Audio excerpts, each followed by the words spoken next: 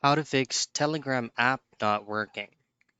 Now in this video, I'm going to be showing you a couple of basic troubleshooting steps for you to bypass this kind of issue on the Telegram application. Now first is of course, you've got to make sure that you're entering the correct phone number that you use to log in into your Telegram account. You also need to make sure that the country is selected properly. And then on this next page, you will be receiving an OTP or a one-time password.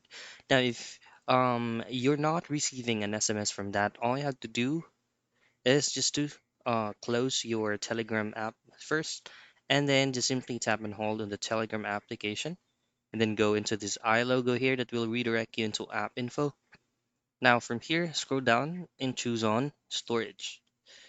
Now choose on clear data and clear cache. This will allow or refreshes your Telegram application and making sure that you will receive an OTP or a one-time password to the specific time that was given to you, and by there you can log in into your account. But most probably your last resort is to reinstall the application.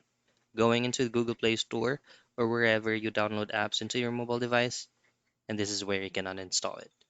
So those are the things that you can do for you to fix Telegram app not working.